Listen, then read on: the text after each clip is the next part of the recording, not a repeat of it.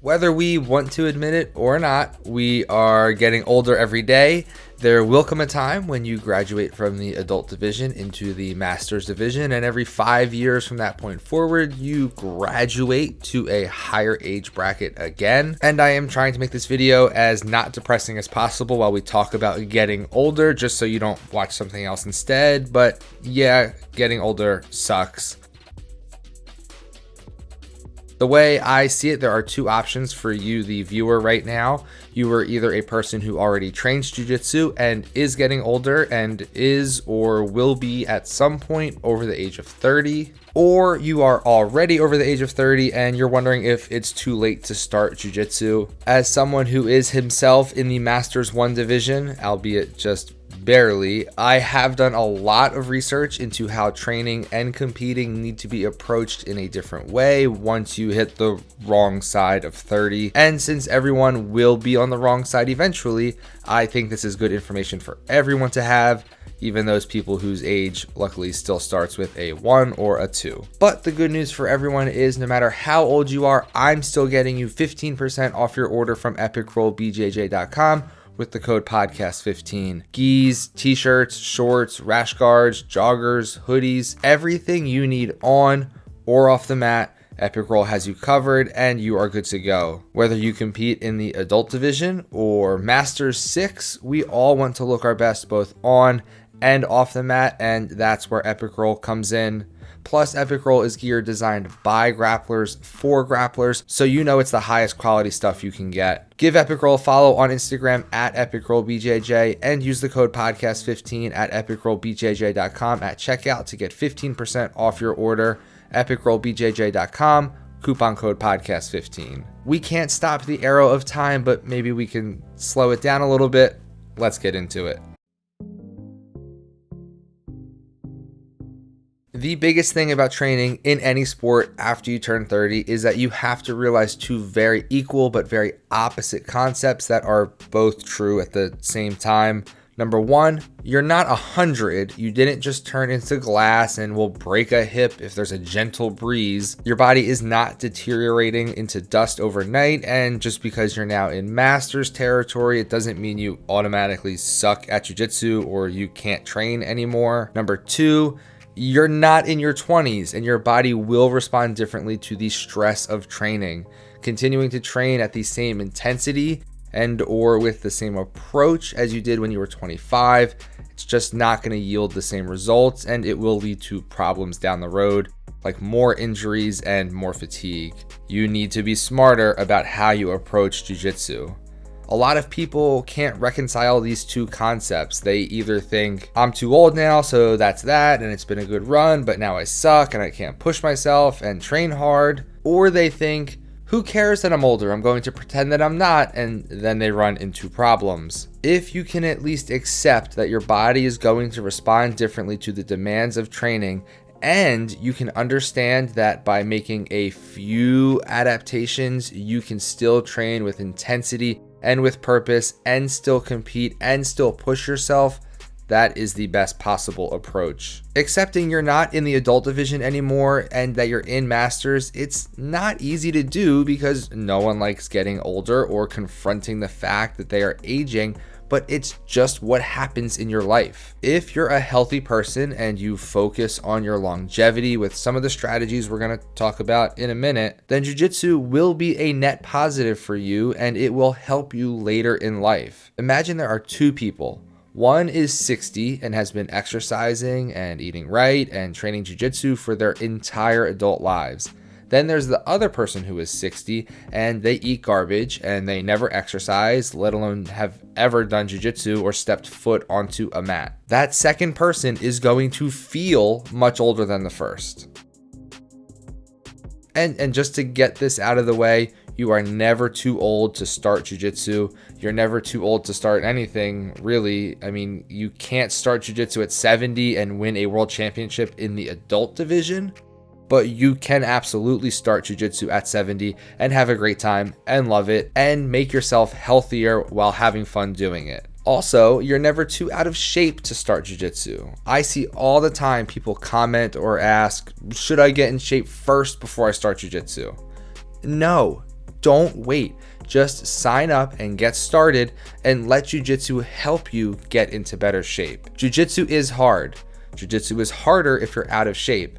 But if you start Jiu Jitsu at its hardest when you're in your worst shape and then you get into better shape, Jiu Jitsu can only get easier, right? If you're out of shape, start Jiu Jitsu. Think you're too old? Start Jiu Jitsu. I am glad we cleared that up. It is important to know what changes happen in your body as you age so that you can address those changes and accommodate those changes to mitigate them as best we can. One change that happens as you age is that your VO2 max declines. According to theconversation.com, quote, in the general population, VO2 max tends to decline by about 10% per decade after the age of 30. Athletes who continue to compete and train hard can reduce the drop by about half to 5% per decade after the age of 30. The reason VO2 max declines with age is that our maximal heart rates go down as well. Older athletes need longer to recover and adapt to a training stimulus, so workout planning needs to change with age, end quote. If you're not familiar with VO2 max and are wondering what the hell that is, it's basically the amount of oxygen your body absorbs and uses during physical activity. The higher your VO2 max, the more cardio intensive work your body can handle. A high VO2 max is something almost all elite athletes have, whether they realize that about themselves or not. As you age and your VO2 max steadily declines, it means your body is less able to handle those high effort max heart rate rounds that we are all going to experience in Jiu Jitsu. You will feel more gassed more quickly. The good news is VO2 max is something that you can train and it's something that you can improve. And improving your VO2 max can help slow down the decline that would naturally occur as you age. You can do high intensity interval training or HIIT workouts where you have short bursts of very high intensity like sprinting and then jogging for a longer period of time, and then you sprint again, and so on and so on and so on. You can also do longer workouts but at a lower intensity like a long steady jog or an easy bike ride for a longer period of time, and that will build your aerobic base and build up your VO2 max and stave off some of that decline. Basically what I'm saying is that as you age, you can't rely solely on jiu-jitsu to maintain your cardio. And I mean, you should not be doing that in your 20s either. You should be always training to improve your cardio if you want to take your jiu-jitsu seriously. But as we age, it's even more important to put in a concentrated effort to maintain our conditioning off the mat as well as on it. Another physical change as we age is the loss of mobility and joint function. In the study, age-related mobility loss is joint-specific, an analysis from 6,000 Flexitest results, which I found to be just a really delightful read. The authors produced this very scary graph showing how flexibility deteriorates with age. It is no secret that good flexibility and mobility are good tools in jiu-jitsu, and it's better to be flexible and mobile than it is to be stiff. But just like with the cardio issue, you should be doing mobility work now when you're young, but also especially as you age. If you don't use it, you lose it. Motion is lotion. There's another physical therapist saying that I can't remember right now that I heard a bunch when I was doing my rehab, but you get the point. Work on your mobility to stay mobile and offset the natural decline in that area of performance. If you want to know what I do for mobility, make sure you are subscribed to the channel because I do have a video coming soon that is all about mobility and what I do to maintain mine. Aging and performance, it's not just a physical thing, it's mental as well.